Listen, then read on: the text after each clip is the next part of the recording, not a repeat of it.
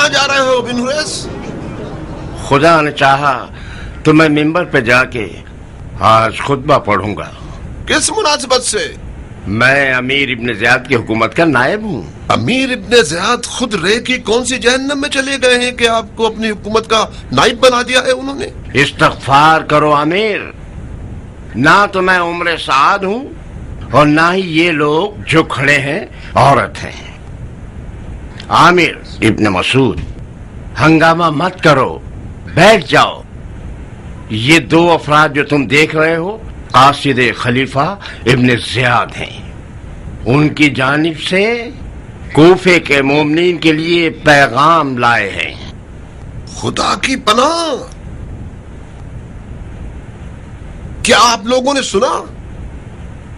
ابن زیاد اپنے آپ کو خلیفہ کہلوا چکا ہے، اور یقیناً اس کا پیغام بھی یہی ہوگا کہ کوفے والے اس کی بیعت کر لیں۔ کچھ تو شرم کرو کوفے والو، خدا کے گھر کا ممبر کیا اس قدر لاوارث ہو گیا ہے کہ ہر نااہل اور کم حیثیت شخص اس پر بیٹھ جائے؟ تمہارا ممبر و محراب سے کیا واسطہ؟ اے بدتمیز عرب، اپنے منہ سے زیادہ بڑی بات کر رہے ہو۔ کیا تمہارا سر جسم پر بھاری ہو گیا ہے؟ خلیفہ مرا ہے مگر اموی حکومت نہیں مری ہے۔ امویوں کے پاس ڈھنگ کے لوگوں کی کمی نہیں ہے۔ تم کیا سمجھتے ہو کیا تمہارے جیسے لوگ جو آل زبیر کے کرائے کے پلے ہوئے ہیں وہ لوگ آل امیہ کے خلاف سر اٹھا سکتے ہیں؟ جاؤ اپنی جگہ پر بیٹھ جاؤ عامر، فتنہ برپا مت کرو۔ اے کوفہ کے لوگوں، اے کوفہ کے رہنے والوں، یہ جان لو کہ بصرہ والوں نے ابن زیاد کی بیعت کر لی ہے۔ بصرہ والوں نے بہترین کام کیا۔ خلیفہ کے نائب کو دیانتدار اور دین کے احکام سے واقف ہونا چاہیے۔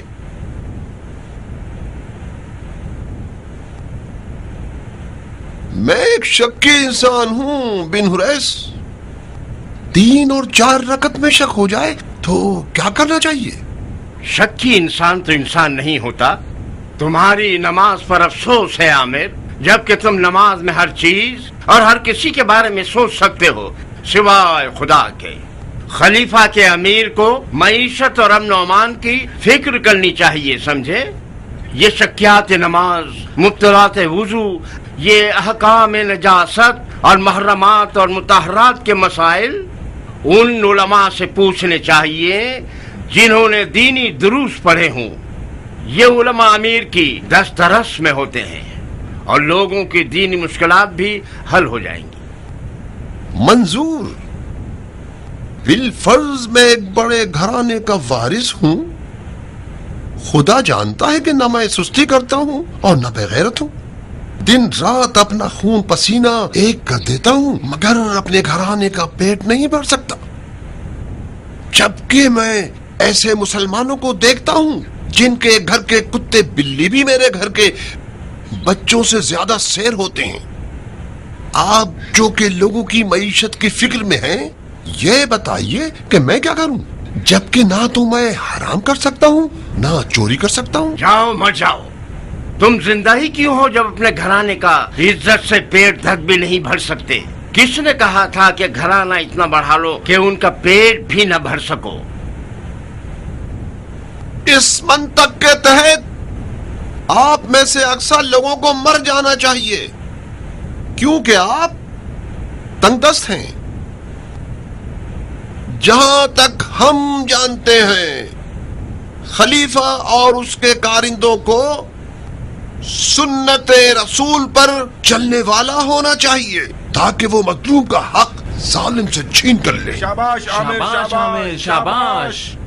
خلیفہ اور اس کے کارندوں کو عادل ہونا چاہیے تاکہ نہ ہی کوئی مسلمان زیادہ کھانے سے مرے اور نہ ہی کوئی مسلمان کم کھانے کی وجہ سے۔ خدا عامر، شاباش۔ تم تو آل زبیر کے طرفدار ہو، جھوٹے کہیں کے آل علی کے جملے لوگوں کو کیوں سنا رہے ہو؟ سن رہے ہو لوگوں، اس سے زیادہ مکاری اور چالاکی کیا ہوگی؟ یہ باتیں علی کے دور کی تھیں جو ختم ہو گئیں۔ آل زبیر کے موٹے کھوسٹ خلیفہ کو ان باتوں سے کیا؟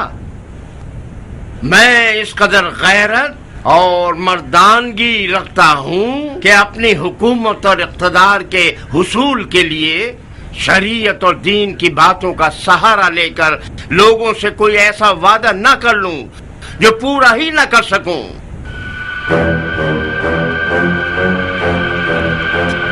خدا کے گھر کے ممبر کو نجس مت کرو ملعون، نیچے اترو۔ یزید تو مر گیا مگر اس کے کتے اب بھی لوگوں کی جان نہیں چھوڑ رہے۔ کوفیوں کو اموی خلیفہ نہیں چاہیے، خلیفہ زبیری چاہیے۔ عبداللہ زبیر خلیفہ، عامر ابن مسعود امیر۔ عبداللہ زبیر خلیفہ، عامر ابن مسعود امیر۔ عبداللہ زبیر خلیفہ، عامر ابن مسعود امیر۔ ان خرافات کے ساتھ تو کوفہ بہت جلد زمین بوس ہو جائے گا۔ کوفے والے بدنصیب لوگ ہیں، آج سے کوفے سے امن و امان ختم ہو جائے گا۔ تم نمک حراموں کا حق بنتا ہے کہ تم لوگوں پر بلا ٹوٹ پڑے۔ مجھے تو آل زبیر پر حیرت ہو رہی ہے کہ عامر تم نامرد کا کیا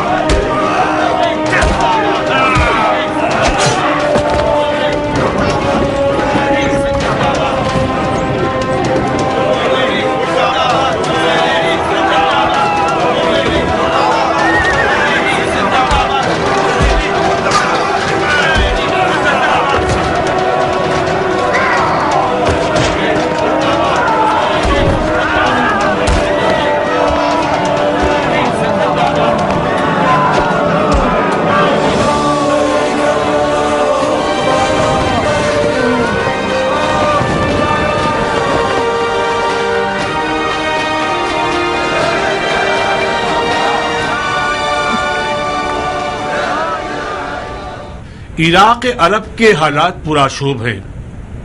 ہمیشہ کی طرح کوفہ میں فرقہ واریت اور مختلف گروہوں کا میدان جنگ بن گیا ہے۔ اب میرا خیال ہے کہ جلد از جلد ان لاوارث بھیڑوں کی فکر کیجیے اور آج ہی کوفہ کے امیر کے تعین پر غور کر لیجیے۔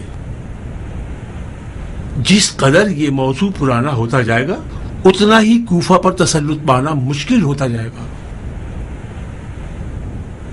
مسئلہ کوفہ ہم سب کا مسئلہ ہے۔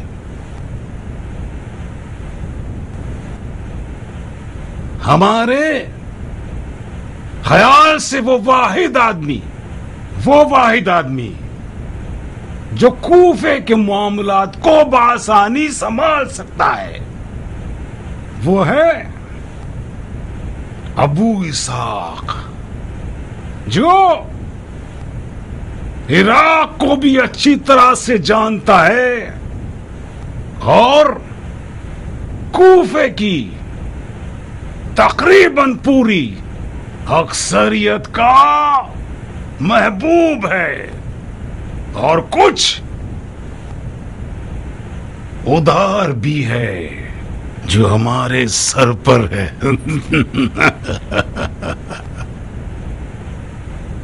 احسنت، مرحبا اس حسن انتخاب پر۔ خدا کی قسم آپ نے بہترین انتخاب کیا ہے۔ کوفیوں کی اکثریت ابو اسحاق کو بہت چاہتے ہیں، خاص طور پر توابین جو کہ بے شک ان کے ہم آواز ہیں۔ بہت بہت مبارک و مختار، بے شک آپ کوفہ کے امیر ہونے کے لائق ہیں۔ بہت خوب، ابو اسحاق، وعدہ وفا کر دیا ہم نے.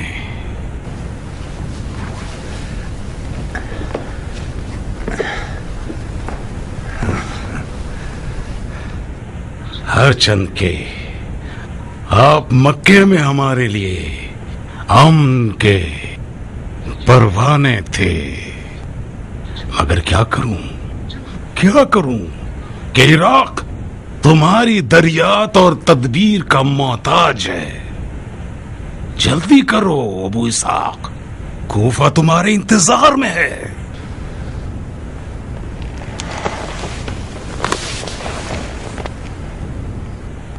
نہیں،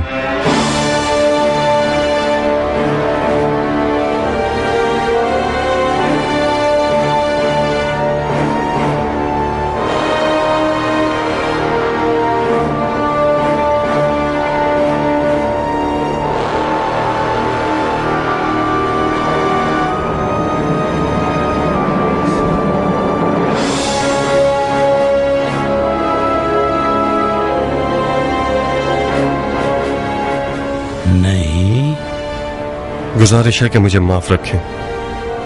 کیوں مختار؟ میں ایک جنگجو ہوں، سیاستدان نہیں.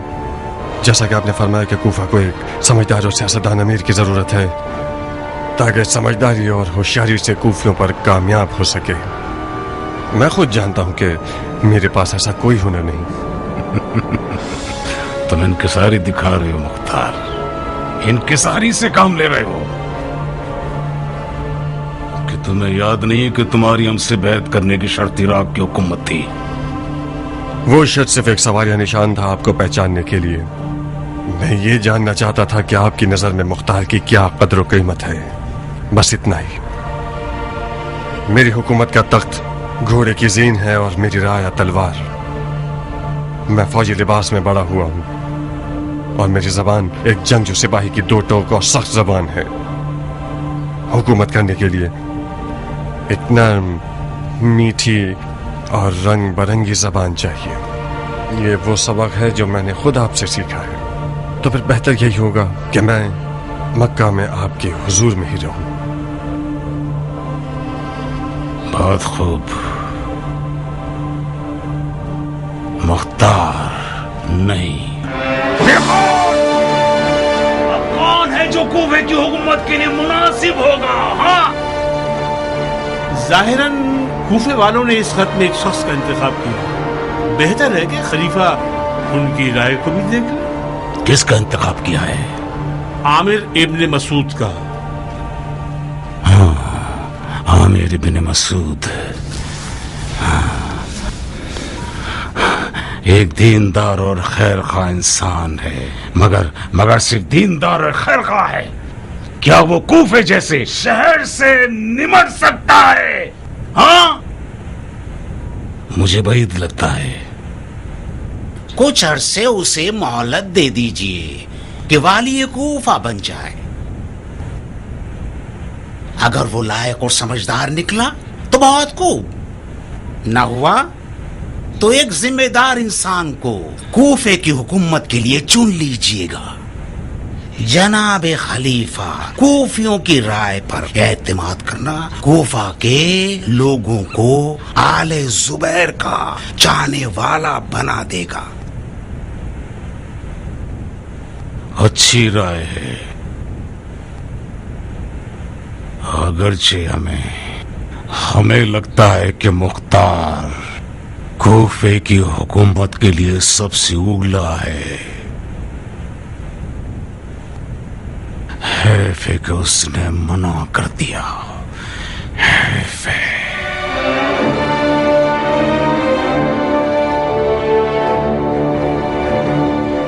مختار کے فیصلے کے پیچھے کوئی فتنہ چھپا ہوا ہے. کیسا فتنہ؟ یہ تو اب تک مجھے بھی نہیں پتا، مگر مجھے یقین ہے کہ وہ کچھ غلط ارادے رکھتا ہے. کیا واقعی آپ اسے کوفہ کی حکومت دینا چاہتے تھے؟ میں نے تو دے دی تھی، ملعون نے قبول نہیں کی. تعجب ہے، تو پھر ہم کیوں پاگل بن رہے ہیں؟ کیا مطلب ہے؟ क्या हमें पता नहीं चलना चाहिए कि मुख्तार ने हुकूमत कूफा को क्यों कबूल नहीं किया? मुझे पता है। तो बताओ, क्यों कबूल नहीं की? पहले मुझे बताइए कि क्या इरादा था आपका, फिर मैं बताऊंगा कि उसने क्यों कबूल नहीं की। मेरा तो कोई ऐसा इरादा नहीं था। इस तरह तो मुझे भी कोई इल्म गैब नहीं है जनाब अमीर कि मुख्तार ने हुकूमत कूफा को क्यों कबूल नहीं किया, और वाकई कैसे जान सकता हूं मैं? तो फिर किस काम के हो तुम? अगर मुझसे इतनी बातें छुपाएंगे तो मैं भी किसी काम का नहीं हूं। आप फौरन हुक्म दे सकते हैं कि मुझे फारिग कर दिया जाए और मुसलमानों की बैतुल माल को मुझ जैसे शख्स पर हराम ना करें जो किसी भी काम का नहीं। तुम ऐसा क्यों सोचते हो कि मैं तुमसे कुछ छुपा रहा हूं? क्योंकि रोज़ रोशन की तरह वाज़ेह है, हुकूमत कूफा के लिए मुख्तार को चुनना हरगिज सोचा समझा और माकूल फैसला न था न है। आप तो जानते हैं कि अगर मुख्तार कूफा पहुंच गया तो नौजुबिल्ला खुदा भी उसे नहीं रोक सकेगा। तो फिर आप उसे किस तरह कूफा भेज सकते हैं, सिवाय इसके कि आप उसे धोखा देने के लिए भेजना चाहते थे, या फिर मक्का और कूफा की राह में उसका किस्सा तमाम करना चाहते थे।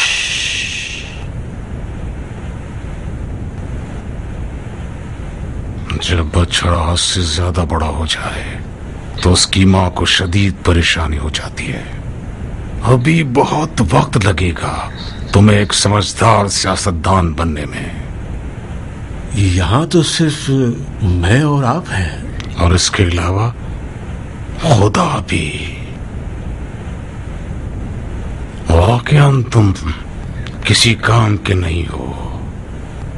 बेनसहाल एक राज जब जबान पर जारी हो गया तो वो राज नहीं रहता, हरफ्याम हो जाता है, फैल जाता है।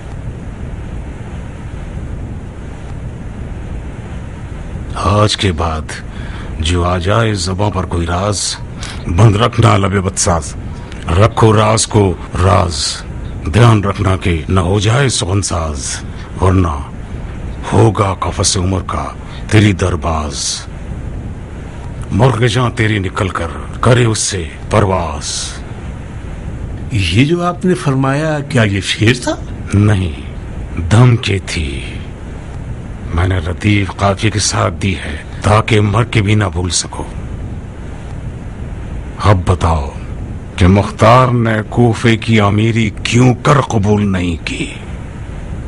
मुख्तार को मेरे इरादे का पता नहीं था, लिहाजा बकवास मत करना।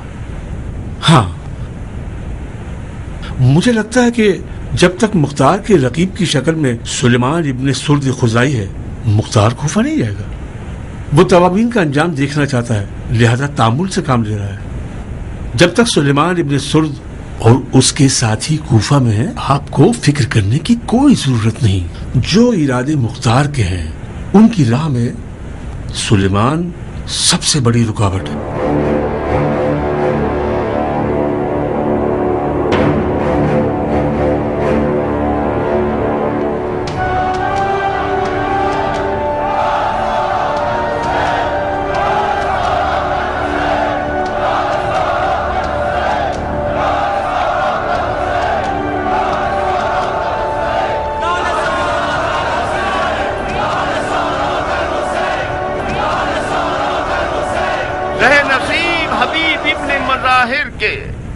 ज़हे नसीब मुस्लिम इब्ने उसजा के, ज़हे नसीब उन लोगों के जिन्होंने अपने आप को इश्क के काफिले से मिला दिया, और वाह हो हमारे हाल पर के जो नफ्स अम्मारा के हाथों जलील हो गए। हमने वो काम किया है कि अब कयामत तक औले अली कूफा से बेजार ही रहेंगे। मेरी मदद कीजिए कि हम अपनी खोई हुई इज्जत दोबारा पालें। अगरचे मैं जानता हूं कि समंदर में बह जाने वाला पानी कभी वापस नहीं आता। मेरी मदद कीजिए कि हम इस शर्मिंदगी के दाग से दामन को पाक कर लें। हौसला पैदा करो कि फिर से जिंदा हो जाए। मैंने सुना है कि बाज कूफियों ने आले जुबैर के लिए बैत तलब की है। میں جو کہ تواب ہوں خون حسین کا انتقام لینا چاہتا ہوں. جہاں تک آل زبیر میری رکاوٹ نہیں بنیں گے مجھے بھی ان سے کوئی سروکار نہیں. آج میرا جہاد ہے قصاص، قصاص ہے قاتلان حسین، اور آرزو ہے راہ حسین میں مر جانا. تم بالکل ٹھیک ڈر رہے ہو کیان. یہاں تو ایک اجتماعی خودکشی کی بو آ رہی ہے. یہ آگ اپنے آپ کو جلانے والی ہے، دشمن کو جلانے والی نہیں. واقعاً مختار کی سخت ضرورت ہے. کبھی کبھار ابو اسحاق اور اس کے ان کاموں پہ شدید غصہ آتا ہے مجھے، اس قدر کہ میرا دل کرتا ہے اپنا سر دیوار سے ٹکرا دوں. نہ جانے کس امید پہ مکے میں رکا ہوا ہے. یہ ہمارے خوابوں کے پورا ہونے کے لیے بہترین وقت تھا. صبر سے کام لو کیان. جس مختار کو میں جانتا ہوں وہ کسی بیکار و بنجر زمین پر کبھی قدم نہیں رکھتا. بہتر ہے توابین کے انجام تک مختار مکہ ہی میں رہے. کیوں بن کامل؟ کیونکہ وہ سلیمان کے سامنے نہیں آنا چاہتا. تم نے سنا نہیں؟ سلیمان کو حکومت سے کوئی سروکار نہیں ہے. مختار اس روش کے سخت خلاف ہے. یزید ملعون جو واقع کربلا کا اصل مسبب تھا واصل جہنم ہو گیا. بعد یزید ستمگر ابن زیاد خبیث اور اس کے کارندے ہیں. اس قدر اس شقی القلب قوم سے جنگ کروں کہ بفضل خدا شہادت سے ہمکنار ہو جاؤں. جو بھی میرا ہم عقیدہ اور ہمدرد ہے اس بیکار دنیا سے اپنا دل اکھاڑ لے اور قافلہ کربلا کا مسافر ہو جائے.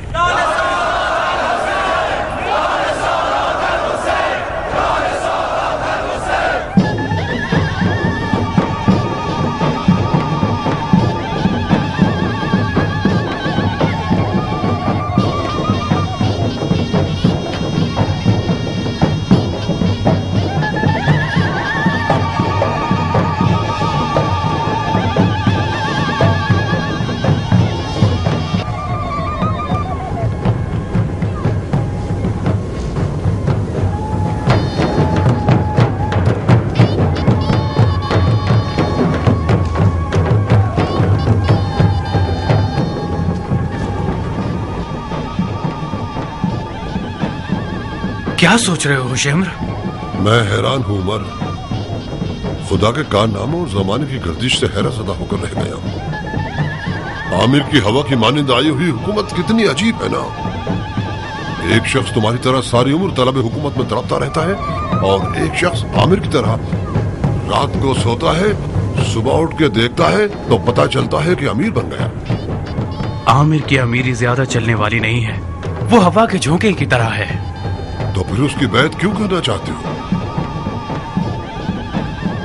تم کیوں بیعت کر رہے ہو؟ میں آل امیہ کی ٹھوکر کھایا ہوا ہوں عمر. ان لوگوں سے مایوس اور بیزار ہوں. مجھے تو مشکل ہی لگتا ہے کہ بنی امیہ کے پاس کوئی ایسا لائق انسان بچا ہو جو معاویہ کی حکومت کو زندہ کر سکے. میں اپنی جان کے خوف سے بیعت کر رہا ہوں. توابین کے غصے سے بچنے کے لیے مجھے مجبوراً آل زبیر کی پناہ لینی ہوگی. کوفے سے باہر کیوں نہیں جاتے عمر؟ چلا جاؤں؟ کہاں چلا جاؤں؟ وہیں جہاں ابن زیاد گیا ہے، شام. تم بھول گئے کہ کس طرح جھوٹی جنتیں دکھا کر ہمیں استعمال کیا. یعنی پھر سے بیوقوفی کروں تاکہ یہ حرامزادہ ابن زیاد میرے سر پہ سوار ہو جائے. ہرگز نہیں. اگر مختار مکہ میں نہ ہوتا تو میں خانہ کعبہ میں پناہ لے لیتا.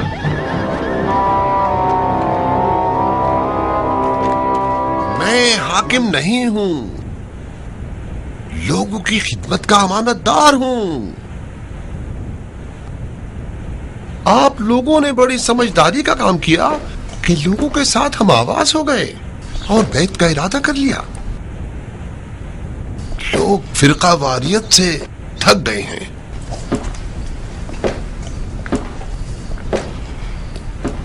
میرے خیال سے توابین بھی غلطی پر ہیں. یہ لوگ کڑے مردے اکھاڑ رہے ہیں، مردہ بھی عذاب میں اور زندہ بھی عذاب میں. بہرحال میں کوفے والوں کے قابل اعتماد اور خدمت گزار ہونے کے ناطے یہی نصیحت کرتا ہوں کہ تمام مسلمان بھائی چارگی اختیار کریں. یہی بات خلیفہ کے حکم میں ہمیں ملتی ہے. خلیفہ چاہتے ہیں کہ مسلمان آپس میں رحم دلی اور نرمی کا گوشہ رکھیں، پرانے زخموں پہ لڑنا بند کریں اور تمام بغض اور کینوں کو بلا ڈالیں. کیا توابین خلیفہ کی بیعت نہیں کرنا چاہتے؟ کیا کہوں، موضوع کو پیچیدہ بنا رکھا ہے انہوں نے. زو مانی باتیں کرتے ہیں. وہ چاہتے ہیں کہ خدا بھی مل جائے اور وصل جانا بھی. نہ آل زبیر کا ساتھ دیتے ہیں اور نہ ہی مخالفت کرتے ہیں. یہ تو نہیں ہو سکتا امیر. یا اس طرف ہو جائیں یا اس طرف ہو جائیں. جناب خلیفہ کا کیا ارادہ ہے؟ آپ لوگوں کی خدمت میں عرض کروں کہ خلیفہ کی بات ایک دلسوز باپ کی سی ہے. امید ہے کہ یہ فرزند خطا کار غلط راستے سے لوٹ آئے اور سیدھے راستے پر چلنے لگے اور باپ کے غم و غصے کا باعث نہ بنے. اگر یہ نافرمان بیٹا سیدھے راستے پہ نہ آئے تو کیا؟ باپ کے صبر کی بھی ایک حد ہوتی ہے. پھر نبی خدا حضرت نوح اور ان کے بیٹے کی حکایت ہو جائے گی. جب صبر کا پیمانہ لبریز ہو جائے گا تو باپ نجات پا جائے گا اور بیٹا ہلاک ہو جائے گا. مجھے امیر کی باتوں سے یہ سمجھ میں آ رہا ہے کہ جو بھی آل زبیر کی بیعت کرے گا گویا وہ ان کی کشتی میں سوار ہو گیا ہے. وہ طوفانوں اور توابین کی چوٹ سے امان میں رہے گا. ٹھیک کہا نا میں نے امیر؟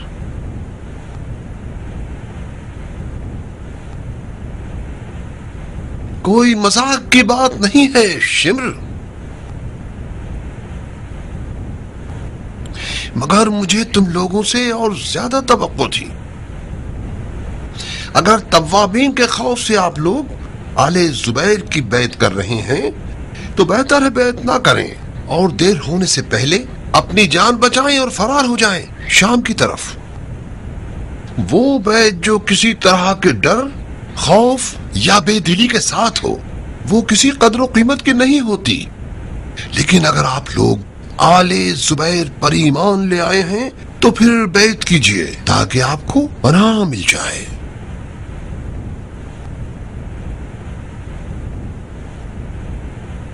میں اپنی بیعت کی اپنے خون سے ضمانت دیتا ہوں.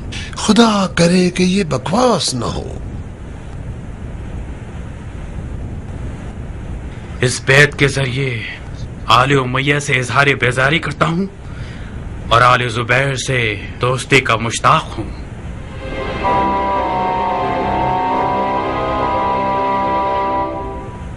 اے تباب بھائیو،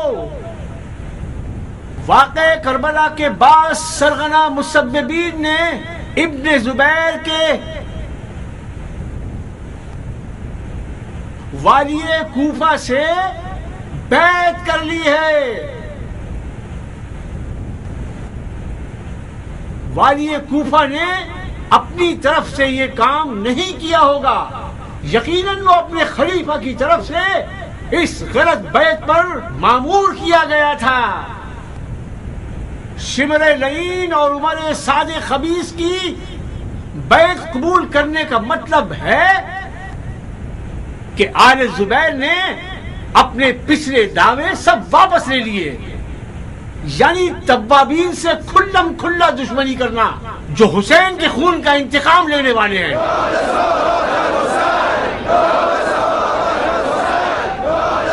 اگر یہی تماشے رہے کہ ہر چند عرصے میں کوئی طاقت کا بھوکا، منحرف اور لالچی شخص کھڑا ہو کر دین کے نام پر بدترین اور سب سے گری ہوئی حرکتوں کا مرتکب ہو جائے اور جہاں تک ہو سکتا ہے مسلمانوں کے مال و ناموس کو لوٹتا رہے، اور ایک مسلمان حکمران ان سب باتوں کو نظر انداز کر کے اسے پناہ دے دے، تو ایسے تو کوئی مسئلہ حل ہونے والا نہیں ہے.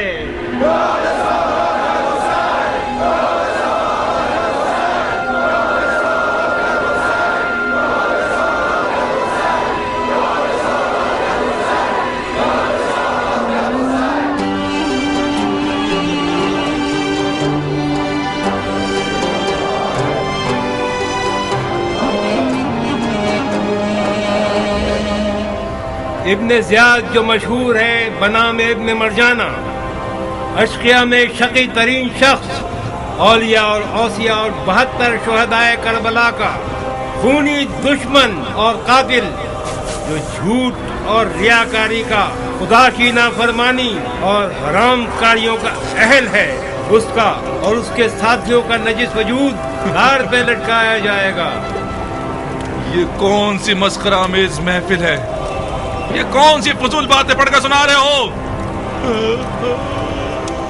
میں تھک گیا ہوں، جلدی سے اس تماشے کو ختم کرو مختار۔ میں کہتا ہوں یہ تماشا بند کرو۔ کیف انتقام تو تب ہے جب تم اپنی تلوار کو خون سے غسل دو گے۔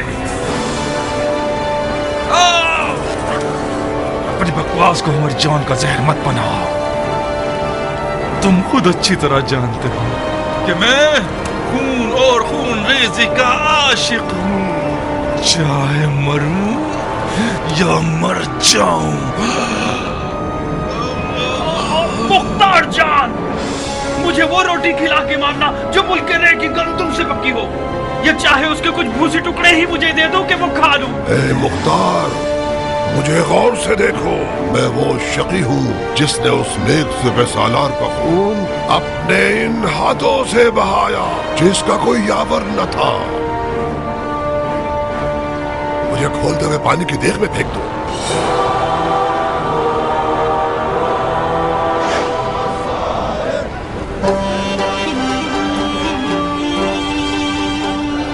الوداع ہے خانہ کعبہ، الوداع ہے آنسوؤں کے قبلہ گاہ،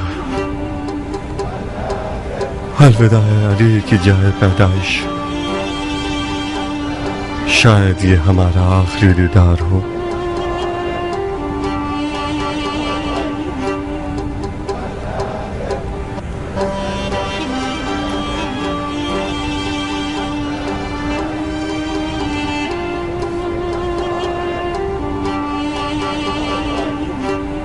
خانہ کعبہ کا طواف قبول ہو مختار۔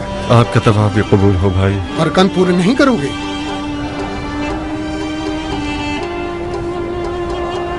کوفہ سے حانی ابن جبہ وداعی صاحب، کیا حال ہے ابن جبہ؟ آپ کی دعاؤں سے ابو اسحاق، آپ کیسے ہیں؟ سانس چل رہی ہے، ہزار شکر ہے اس کا۔ جتنی دیر تم طواف میں تھے میں تمہیں دیکھ رہا تھا، تمہارا طواف تو طواف وداع تھا، کہاں کا ارادہ ہے انشاءاللہ؟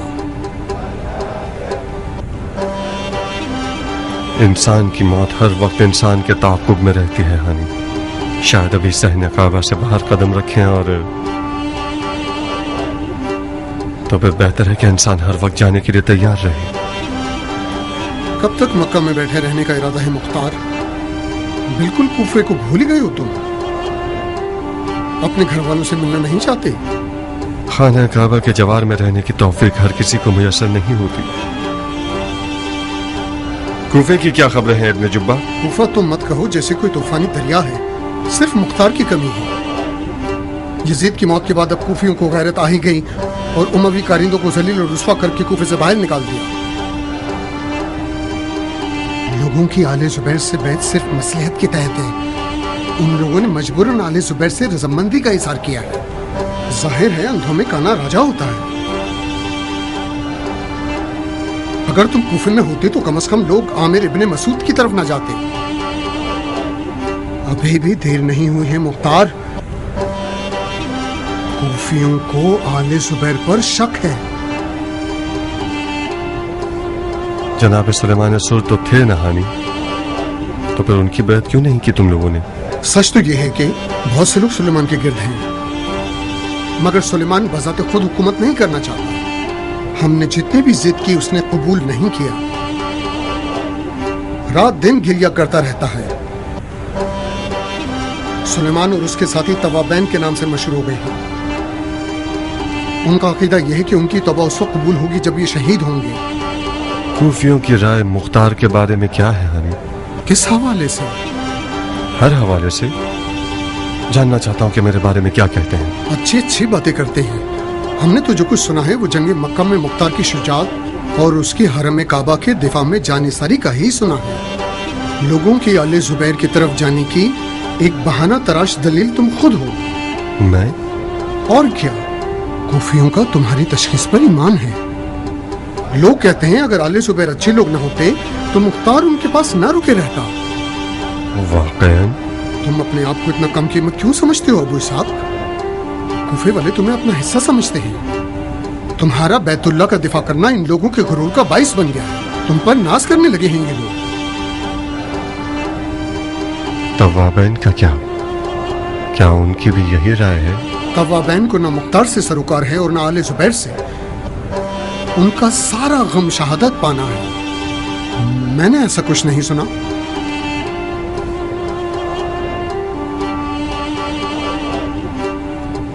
مختار، ہاں، تمہارے خیال سے یہ آل زبیر کیسے لوگ ہیں؟ کس حوالے سے؟ دین، شریعت، طریقت اور صلاحیت کے حوالے سے۔ کیا واقعی میں دین کا درد ہے بھی یا صرف ریاست کے بھوکے ہیں؟ فقط خدا ہی اندر کے راز سے واقف ہے، ہمیں کیا پتا؟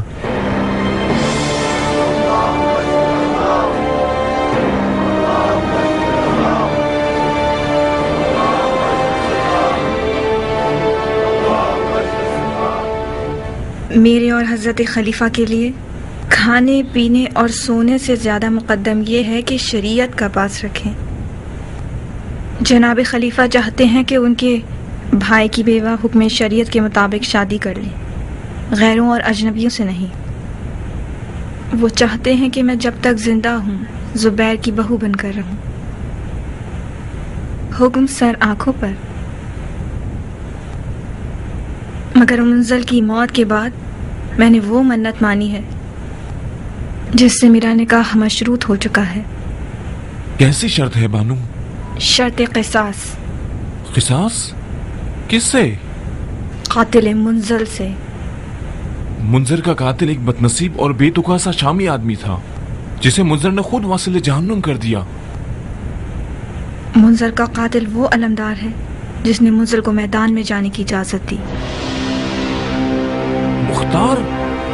جی ہاں، مختار۔ جب تک مختار زندہ ہے زبیر کے تمام بیٹوں کے سر خطرے کی زد میں ہیں۔ مختار کا مارا جانا ہماری حکومت کے لیے برا قدم ہے خاشیہ۔ تو اسے اس طرح بھی مارا جا سکتا ہے کہ اس کا خون حکومت بنی زبیر کے سر نہ آئے۔ تم بضد ہو کہ مختار مارا جائے؟ میں نے منت مانی ہے جعفر، عہد کیا ہے خود سے، منت کا ادا کرنا واجب ہے۔ میرا فیصلہ خون مختار ہے۔